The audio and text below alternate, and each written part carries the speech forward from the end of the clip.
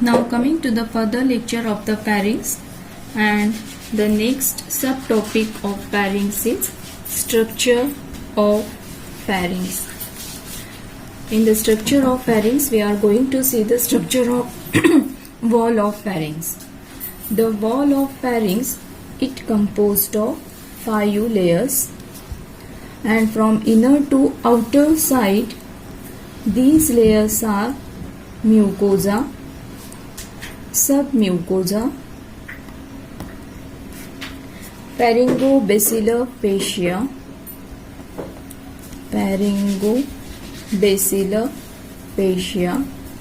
then there is muscular coat, and lastly the outermost is buccopharyngeal fascia. So these are the 5 layers from inner to outer side. Let us come to all the layers one by one, and to go for the layers we will go to a simple diagram showing the base of the skull. Then this is the section of auditory tube. Now we will come to all the layers one by one. So innermost is the mucosa layer. So this is the innermost lining of the mucosa layer. Outer to it there is submucosa. So here there will be submucosa, and outer to it there is pharyngobasilar fascia. So this is the pharyngobasilar fascia which lies outer to the mucosa and submucosa. Now pharyngobasilar fascia, it is the facial covering which lies outer to the submucosa, and it is the fibrous sheet which is thickest in the upper part. Why thickest? Just to bridge the gap between the superior border of the superior constrictor muscle and the base of the skull. Clear? So this is pharyngobasilar fascia. It is also called as pharyngeal aponeurosis.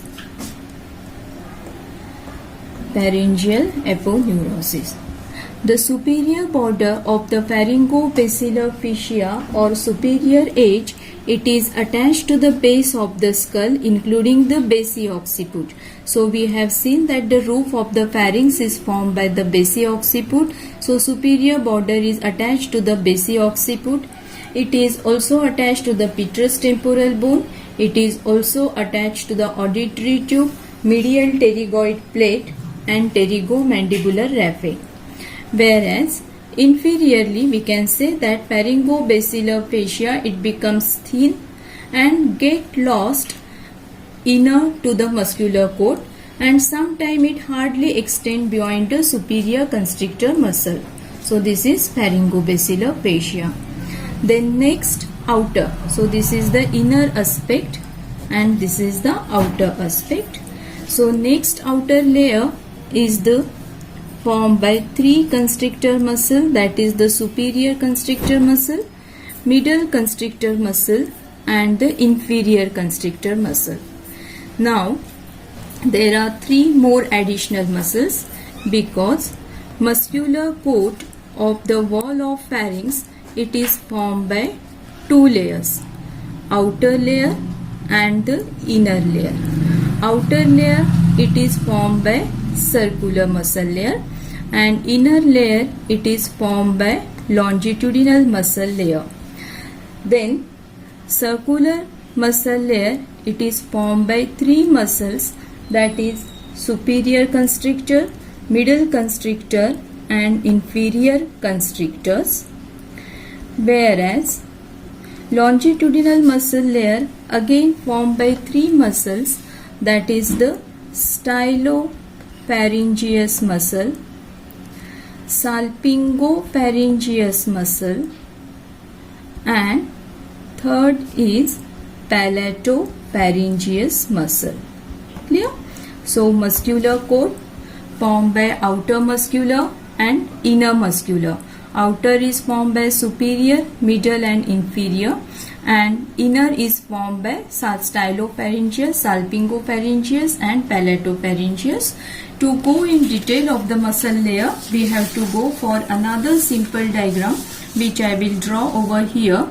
So here I am going to draw first the cartilage of the larynx, that is epiglottis, which then here lies the thyroid cartilage, which is attached to the cricoid cartilage. So this is cricoid cartilage, and these are the two small arytenoid cartilages. Above the epiglottis there lies the soft palate, part of the soft palate, that is the uvula. Then here we can go for the auditory tube. Then this will be the levator palati muscle.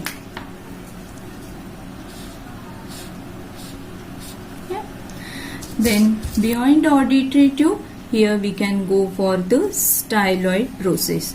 So this is auditory tube, this is styloid process, this is part of the soft palate, that is uvula, this is epiglottis, this is thyroid cartilage, this is arytenoid cartilage, and this is cricoid cartilage. Clear? Now we will go for the muscle layer with this background. So I am going to draw the muscle with the red color. So this will be the superior constrictor muscle. This is middle constrictor muscle, and this will be the inferior constrictor muscle of the pharynx. This is forming the outer layer, that is the circular layer. Now we will come to the longitudinal muscle layer. So ideally we should not draw it with the green color, but just to show the difference, I am drawing all the muscles by the green color, longitudinal layer. So there is first muscle we have seen, stylopharyngeus, which extend from the styloid process to the pharynx. So this is stylopharyngeus muscle. Then next muscle is the salpingopharyngeus muscle.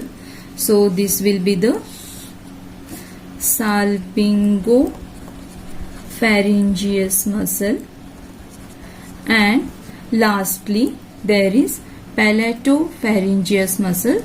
So this will be the palatopharyngeus muscle. Here I will label it palatopharyngeus muscle. Clear? So this is the muscle coat. Outer layer formed by superior constrictor, middle constrictor, inferior constrictor, and inner layer formed by stylopharyngeus, salpingopharyngeus and palatopharyngeus. Now after this we will come to our last outermost layer, that is the buccopharyngeal fascia. So this is outer to the muscle layer, there lies the buccopharyngeal fascia. This buccopharyngeal fascia, it lies outer to the muscular coat and passes forward to cover the buccinator muscle. It is like the pharyngobasilar fascia, it is also thickened in its upper part, and between the buccopharyngeal fascia and the muscular coat there lies the venous plexus as well as the plexus of nerves. So here we will go for the venous plexus, and I will label it venous plexus, and this is the buccopharyngeal fascia. Clear? So this is all about the structure of pharynx. So we have seen innermost layer, it is formed by the mucosa, then there lies the submucosa, then outer to it there is muscular coat. The details of muscular coat we have seen, it is formed by 3 circular muscles and 3 longitudinal muscles. Then outer to it there lies the buccopharyngeal fascia, and between the buccopharyngeal fascia and the muscular coat there is plexus of nerves and basals. So this is all structure of pharynx. Now coming to the next subtopic, that is the muscles of the pharynx. We have already seen muscles of pharynx forming the pharyngeal wall. The muscular basis of wall of the pharynx is formed by three constrictor muscles, that is the superior constrictor, middle constrictor and inferior constrictor.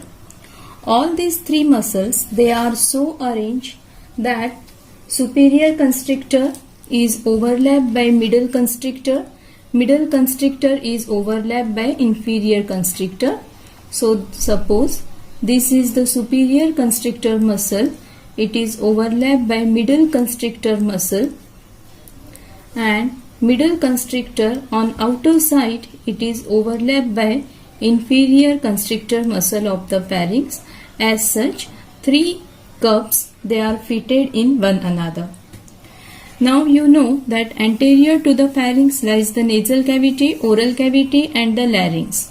So the origin of all these constrictors, it lies anteriorly. Then the fibers passes posteriorly and the laterally, and they go to the posterior wall of the pharynx, and all of them, they take insertion on the posterior middle line, forming the fibrous raphe. Clear? So now if we take the sagittal section of the pharynx, if we go to the sagittal section of the pharynx, we are able to see the anterior and the posterior wall of the pharynx. So we will go to the sagittal view. Now topmost there is the base of the skull, medial pterygoid plate lies. So I will draw here the medial pterygoid plate. So this is medial pterygoid plate. This is the curved portion, that is pterygoid hamulus. From the pterygoid hamulus there extends the pterygomandibular raphe, which I will draw with the green color. So this is pterygomandibular raphe. Then there is the oral cavity. So there lies the part of the mandible. So I will draw here only the part of the mandible and not whole mandible with the tooth. You know that this is the oral cavity, so there lies tongue and other structures. Now below the mandible there lies the hyoid bone, and below the hyoid bone there lies the thyroid cartilage. So this is the section of the thyroid cartilage. Clear? And below the thyroid cartilage lies the cricoid cartilage. Clear? So this is the anterior aspect of the pharynx, and this we can draw the posterior wall of the pharynx, which is further continuous with the esophagus. So this is esophagus. Then this is the part of the mandible we have already drawn. This is the hyoid bone, thyroid cartilage and cricoid cartilage. Clear? This is posterior wall of pharynx. Posterior wall of pharynx. Now you know that here there lies the styloid process. So this is styloid process. Extending from the styloid process to the hyoid bone, there lies the stylohyoid ligament. Again, because of ligament, I will draw it with the green color. So this is stylohyoid ligament. Clear? Now with this structure we can go for the origin and insertion of the three constrictors. So before going to the origin and insertion, we can see one thing, that this is the superior border of the superior constrictor muscle. As the muscle, I will go it with the brown color, and this is the inferior edge of the inferior constrictor muscle. One thing we can mark, that superior edge of the superior constrictor, in the midline it reaches up to the base of the skull, but on the side there lies a wide gap between the superior constrictor muscle and the base of the skull. This gap is filled by a it is filled up by pharyngobasilar fascia. Yeah, this we have already seen.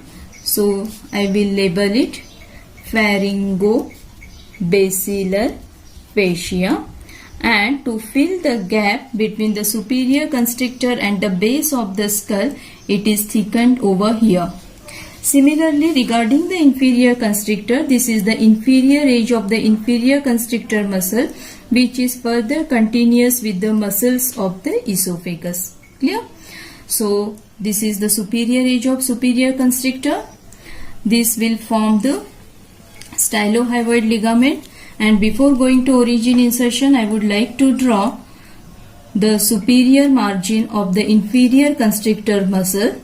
Later on we will describe it, but let us mark the superior margin of the inferior constrictor muscle of the pharynx. Clear? Now coming to the origin of all the three constrictors. So superior constrictor first. It takes origin from the pterygoid humulus. It takes origin from the pterygomandibular raphe. It also takes origin from the inner aspect of the mandible. Now I have cut the mandible, but here you imagine the mandible. It takes origin from the inner aspect of the mandible lower to the attachment of pterygomandibular raphe. It also takes origin from the posterior aspect of the tongue. As it is a oral cavity, there lies the tongue. It also takes origin from the posterior aspect of the tongue. The part which arises from the pterygoid humulus, it is called as pterygopharyngeus muscle. The part which arises from pterygomandibular raphe, it is called as buccopharyngeus part or buccopharyngeus muscle. The part that takes origin from the mandible, it is called as myelopharyngeus muscle. And finally, the part which takes origin from the tongue, it is called as glossopharyngeus muscle. So, superior constrictor takes origin from the four structures: pterygoid humulus as pterygopharyngeus, pterygomandibular raphe as buccopharyngeus, from mandible as myelopharyngeus, and from tongue as glossopharyngeus muscle. Yeah. Now coming to the origin of middle constrictor. The middle constrictor, so before going to the middle constrictor, let us have the drawing of the superior constrictor muscle. So this is the superior constrictor muscle here. Now coming to the origin of middle constrictor muscle. The middle constrictor muscle takes origin from the lower part of the stylohyoid ligament. This is the stylohyoid ligament, from the styloid process to hyoid bone. It also takes origin from the lesser and greater cornu of the hyoid bone. So this is the middle constrictor muscle, taking origin from the stylohyoid ligament as well as from the greater and lesser cornu of the hyoid bone. So here we can go for the labeling as the superior constrictor and middle constrictor. Now coming to the inferior constrictor muscle. The inferior constrictor muscle, it has two parts: thyropharyngeus part and cricopharyngeus part. The thyropharyngeus part that takes origin from thyroid cartilage, and the part that takes origin from the cricoid cartilage, it is called as cricopharyngeus part. The thyropharyngeus part, it takes origin from the oblique line of the thyroid cartilage. Then it also takes origin from a fibrous band which crosses the cricothyroid muscle. Then it also takes origin from the inferior cornu of the hyoid bone. So this is complete thyropharyngeus muscle. So I will make the margin dark and will draw the fibers of thyropharyngeus muscle. Clear? Then coming to the cricopharyngeus muscle. The cricopharyngeus muscle, it takes origin from the cricoid cartilage, and here we can draw the cricopharyngeus muscle. Clear? So this is thyropharyngeus muscle and this is cricopharyngeus muscle. Clear? So this is about the origin of superior constrictor, middle constrictor and inferior constrictor. Superior from 4 parts as the 4 parts of the muscle, middle from the stylohyoid ligament and the hyoid bone, and inferior constrictor from the thyroid cartilage as well as the cricoid cartilage as thyropharyngeus and cricopharyngeus. Now coming to the insertion of all the 3 constrictors. So all the 3 constrictors, they passes posteriorly. We have already seen it. They passes posteriorly and take insertion on the posterior middle line and form a fibrous raphe.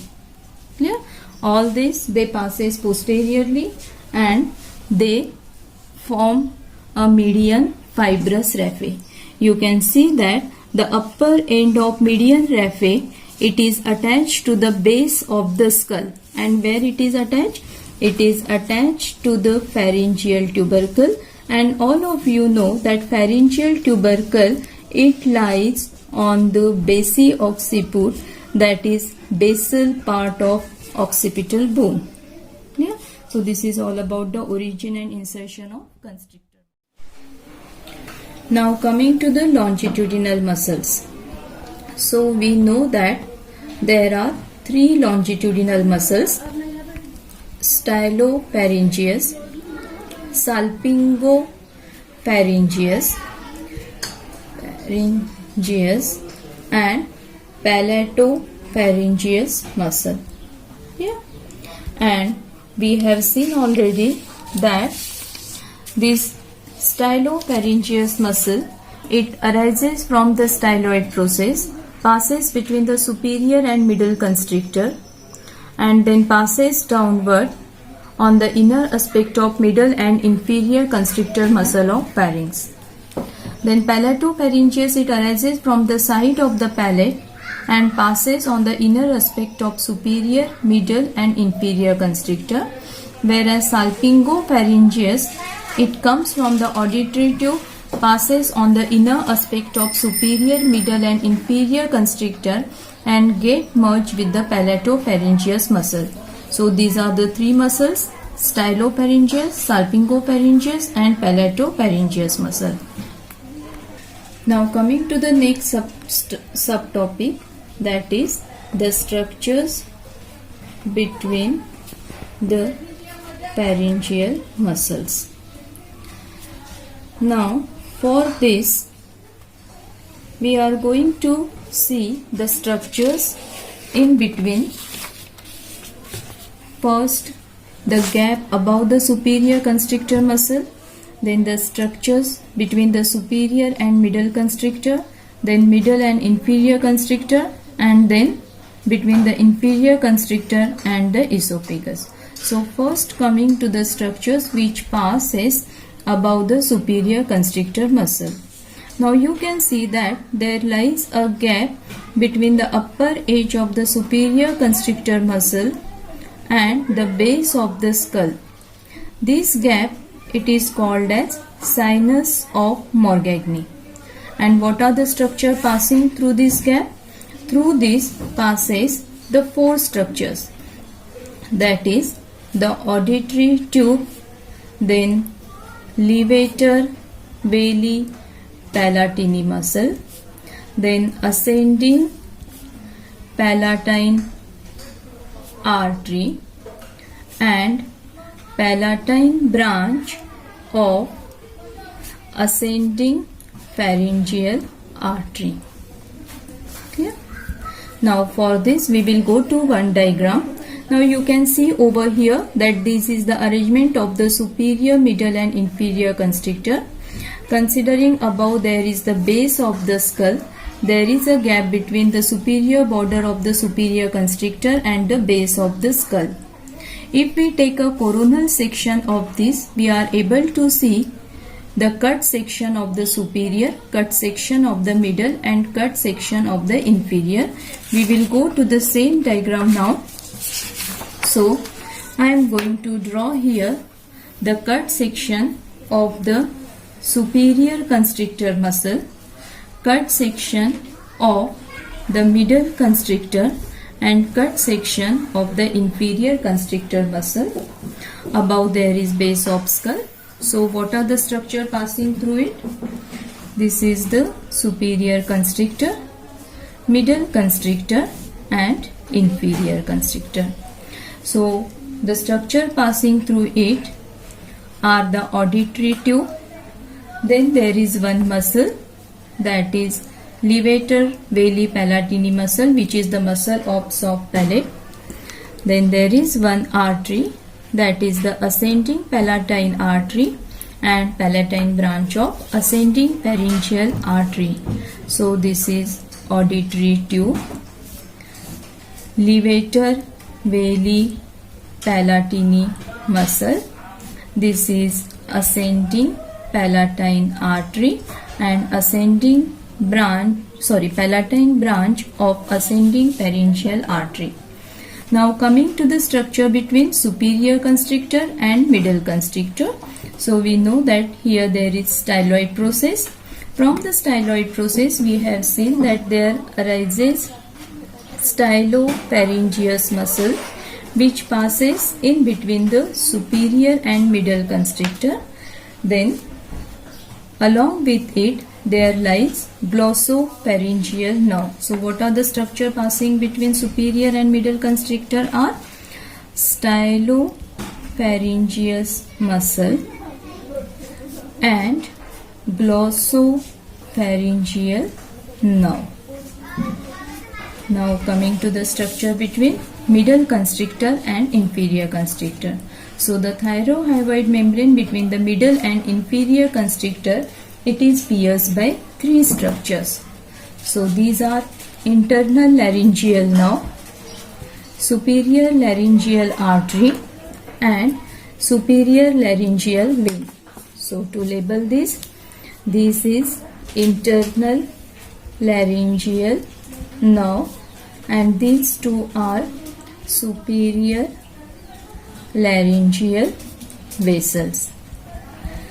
Now coming to the structure between the inferior constrictor and the esophagus. So through this gap again passes the three structures, that is the recurrent laryngeal nerve, then inferior laryngeal artery and inferior laryngeal vein. So the three structure passing are recurrent laryngeal nerve and these are inferior laryngeal vessels. Clear? So these are the structure passing between the pharyngeal muscles. So above the superior constrictor passes the auditory tube, levator veli palatini, ascending palatine artery and palatine branch of ascending pharyngeal artery. Between superior and middle constrictor lies the stylopharyngeus muscle and glossopharyngeal nerve. The thyrohyoid membrane between middle and inferior constrictor is pierced by internal laryngeal nerve and superior laryngeal vessels, whereas the gap between inferior constrictor and esophagus, through it passes recurrent laryngeal nerve and inferior laryngeal vessels. Now coming to the further part, that is the Killian's dehiscence. This Killian's dehiscence, it is also called as Killian's triangle because it is triangular in shape. Now what is this exactly?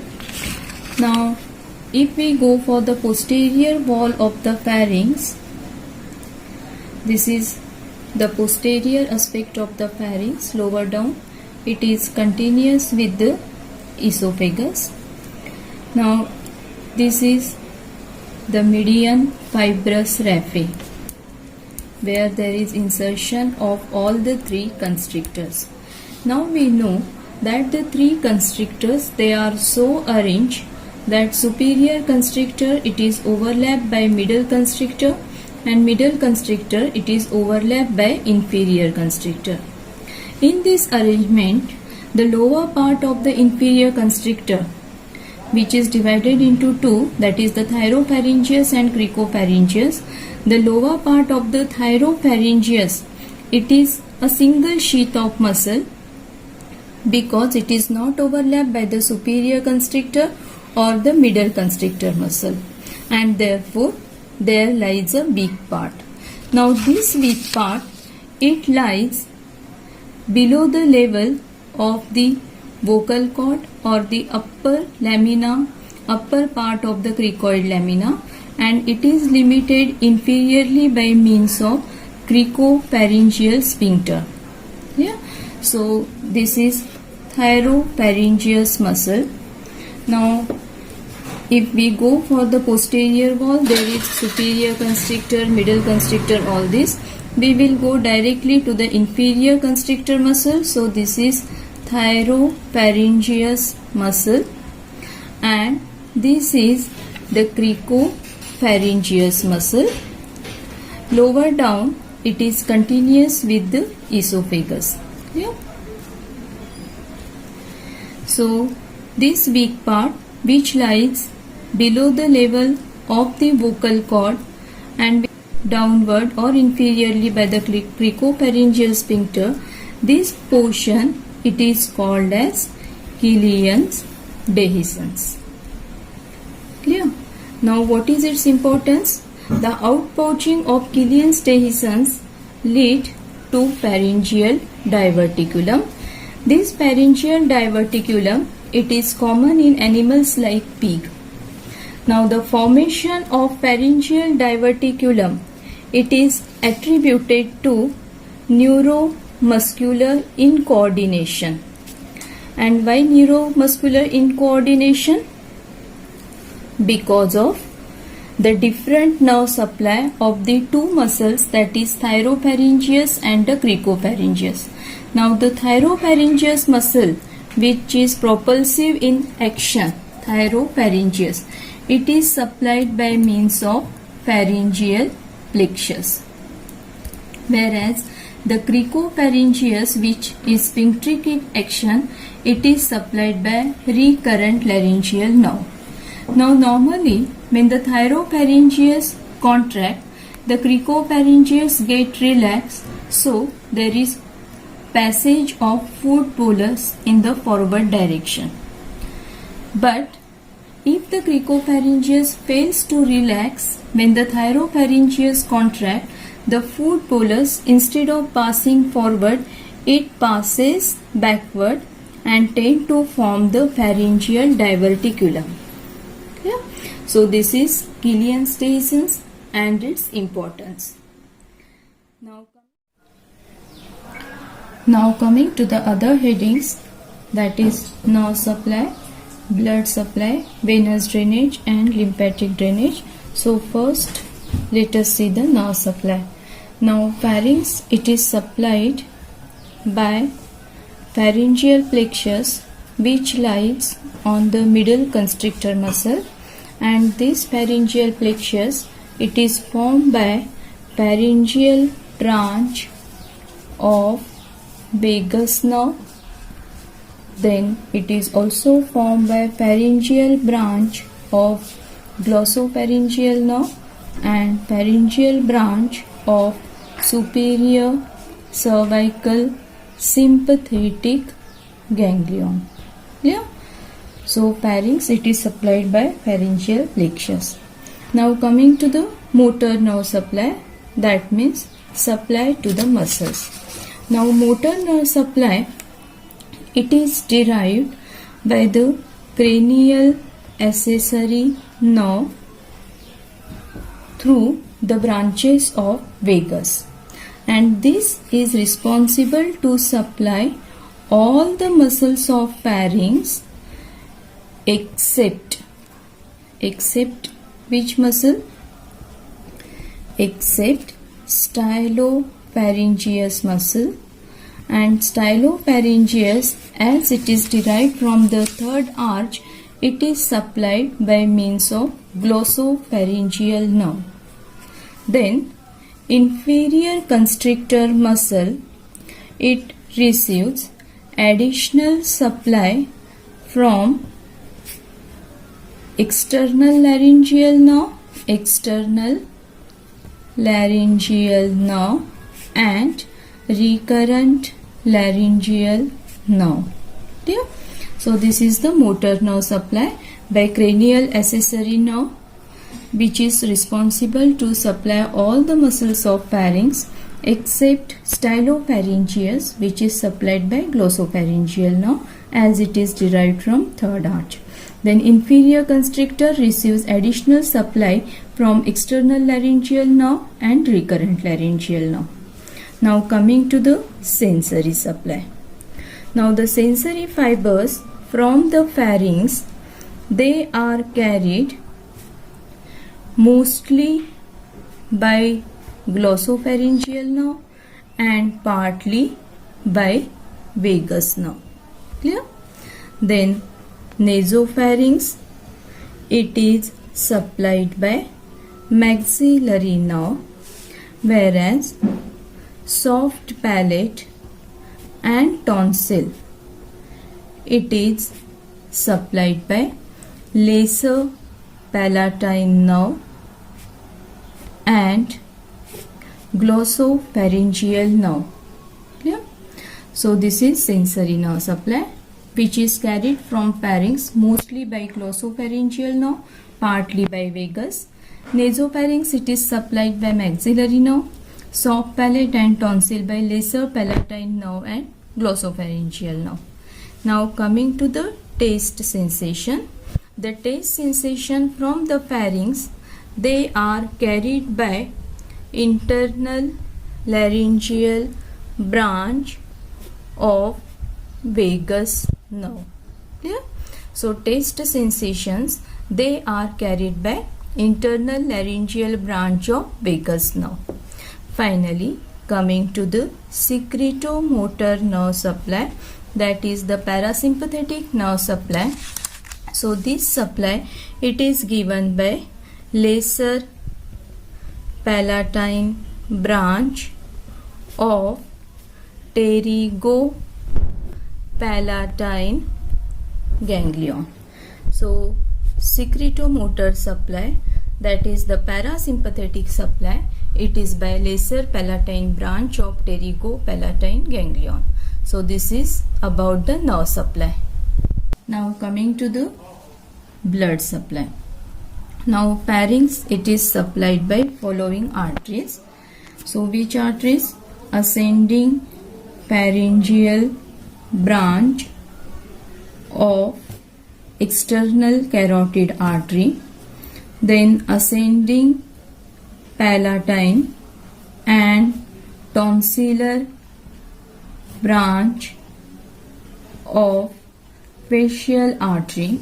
It is also supplied by dorsal lingual branch of lingual artery, and finally it is also supplied by greater palatine, pharyngeal and pterygoid branches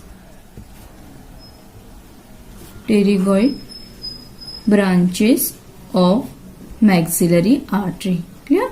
So it is supplied by external carotid artery through ascending pharyngeal branch, by facial artery through ascending palatine and tonsillar branch. Then it is supplied by lingual artery through dorsal lingual branch, and it is also supplied by maxillary artery through greater palatine, pharyngeal and pterygoid branches. Now coming to the venous drainage.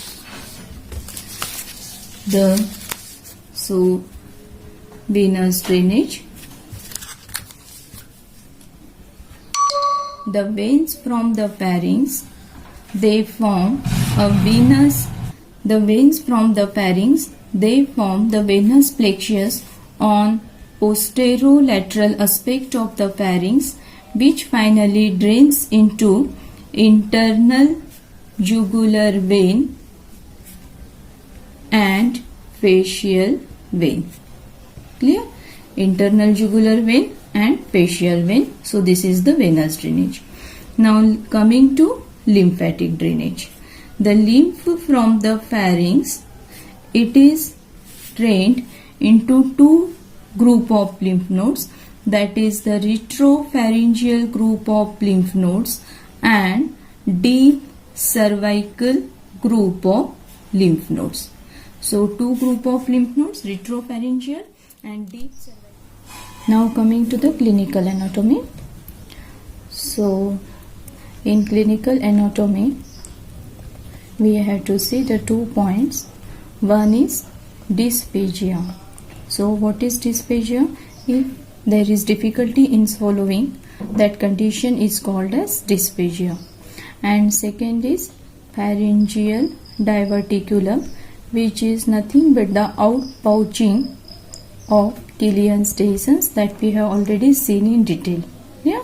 So this is all about the clinical anatomy, and this is all about the pharynx.